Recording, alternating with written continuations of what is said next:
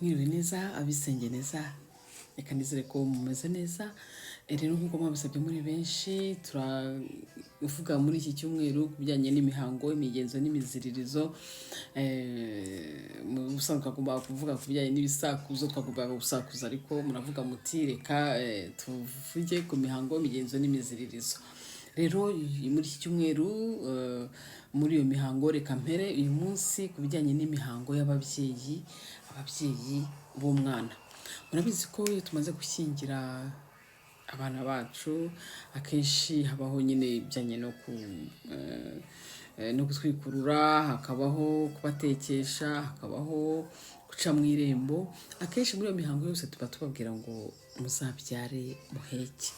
Rero ahangaha ngiye kubabwira ku bijyanye n'ibyeru by'umwana. Ese ibyeru murabizi? Mutega amatwi mwumve. Ababyeyi bashyingira umwana wabo w'umukobwa nuko akabana n'umugabo we, nyuma bigatinda akabyara. Iyo bumvise ko umukobwa wabo yabyaye amaze gusohoka, baritegura bagashaka inzoga ebyiri cyangwa eshatu zikajyana n'ibyeru by'umwana. Ibyo bita ibyeru by'umwana rero ni ibi bikurikira: imbehe y'isugi itamenetse bakayiraba ingwa, ikibo bagashyiramo amasaka adafite, umuntu wese uri aho ngaho udafite nk'amasaka aragenda kenshi agashyiramo nk'ibishyimbo cyangwa se amageri, benshi bakunda kwita wenda amashaza. Hejuru yabyo bakarenzaho ifu y'amakoma iri nko ku mashyi yombi, nuko bakongera ifu bakayishingamo umutanyu w'ishaka. Abadashyizemo umutanyu w'ishaka bashingamo akababi ko ku mutwe w'umuko. Hari igitabo bya bindi njya mbabwira nyine kubereka aho umuntu aba yavanye ibyo ababwira. Nuko ngo ikibo bakagitereka kuri ya mbehe, ikindi bagashaka akeso kitwa ururamba, bakakaraba ingwa bagashyiramo inzoga y'amarwa. Akeso nako bakagatereka ku mbehe, iruhande rw'akeso kuri ya mbehe bagashyiraho agati kitwa manayezi, urukangaga bashikuje rimwe hamwe n'umwishywa.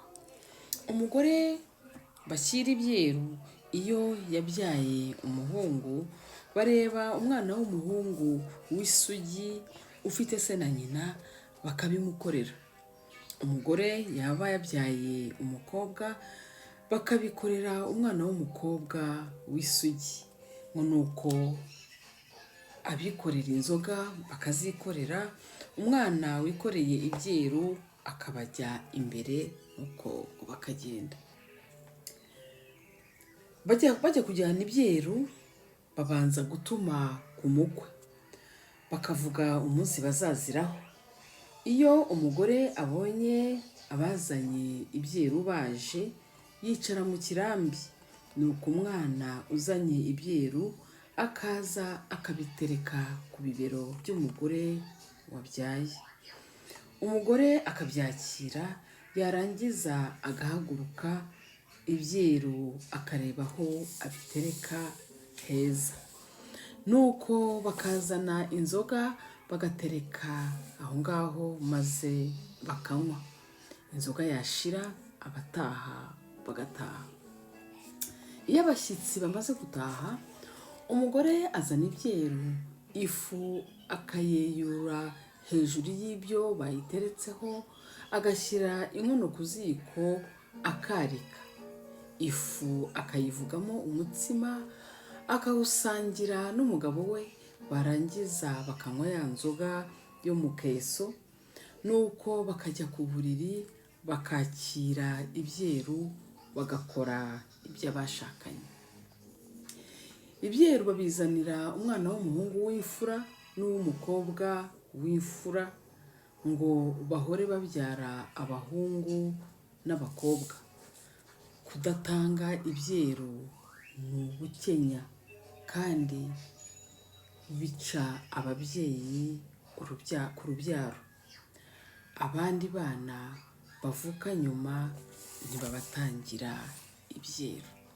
Ngayo nguko, ubwo rero dukomeza tumenye imihango, imigenzo n'imiziririzo, tumenye indangagaciro ziri mu muco wacu, hanyuma tunazibungabunge, kandi murabizi umuco wacu, indangagaciro zacu ziraturanga. Bari kumwe na Masenge Agnes, mu kanya ndabakorera akandi kavidewo kavuga ku bijyanye no kurya amenyo.